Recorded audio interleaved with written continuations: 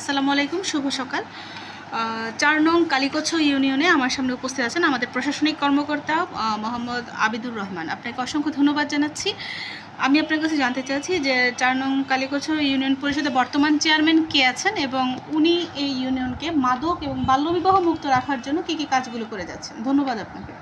আসসালামু আলাইকুম, মোহাম্মদ আবিদুর রহমান, প্রশাসনিক কর্মকর্তা, কালীকচ্ছ ইউনিয়ন পরিষদ, সরাইল ব্রাহ্মণবাড়ি। ধন্যবাদ প্রথম আপনাকে এবং আপনার মাধ্যমে সবাইকে শুভেচ্ছা। আসলে ইউনিয়ন পরিষদ বহুমুখী কাজের সঙ্গে জড়িত।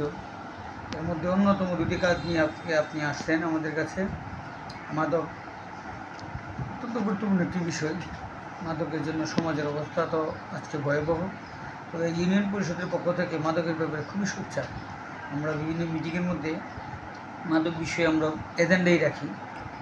তাছাড়া মাসিক মিটিংয়ের পাশাপাশি বিশেষ মিটিং আমরা আইন শৃঙ্খলা মিটিংয়ের মধ্যে মাদক নিয়ে আমরা কথা বলি। এবং এলাকাতে একটা স্বেচ্ছাসেবী সংগঠন আছে যে নাকি মাদকের বিরুদ্ধে এরা খুব সোচ্চার এবং যথেষ্ট পরিমাণ আইন শৃঙ্খলা বাহিনীর সহযোগিতায় তারা যথেষ্ট মাদক নির্মূলে কাজ করে যাচ্ছে। ওর ব্যাপারটা আমাদের এখানে কাজী সাহেবরা প্লাস আমরা ইউপি প্রশাসনিক কর্মকর্তা হিসেবে আমরা ইউনিয়ন পরিষদের স্টাফরা বাল্য বিভাগের আমরা খুব সচেষ্ট থাকি। আমরা কিছুতেই 18 নিচে জন্ম নিবন্ধন, যার 18 নিচে দিতে চাই না বা দিই না। আর ছেলেদেরকে আমরা 22-এর আগে জন্ম নিবন্ধন বিয়ে দেওয়ার জন্য উদ্বুদ্ধ করি না। এবং জন্ম নিবন্ধন যদি কারো বয়স 22-এর নিচে হয় ছেলেরা, তাদেরকে আমরা প্রপার ডকুমেন্ট ব্যতীত 22 বছরের নিবন্ধনগুলো আমরা খুব কেয়ার করে দেখি। আর মেয়েদেরকে 18 বছরের যে জন্ম নিবন্ধনগুলো আমরা খুব গুরুত্ব সহকারে দেখি, কিছুতেই যেন ভুয়া বা বিভিন্ন ভুয়া তথ্য দিয়ে যেন না নিতে পারে।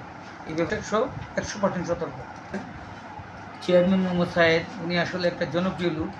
উনি পরপর হয়তো 3বার সম্ভবত নাকি এসে 3বার, তারপরে চেয়ারম্যানের প্রথম নির্বাচনে প্রথমে উনি জয়লাভ করতেন।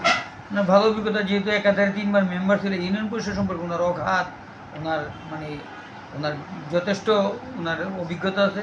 এই জন্য উনি খুব সুন্দর করে পরিষদ চালাচ্ছে এবং সারা বাংলাদেশে চেয়ারম্যানদের উপর দূর জাপ এগুলো ওনার ধারে কাছেও আসে না। উনি সাবলীলভাবে অফিস চালাচ্ছে এবং এখন পর্যন্ত উনি বলবৎ আছে। ধন্যবাদ আপনাকে। Thank you.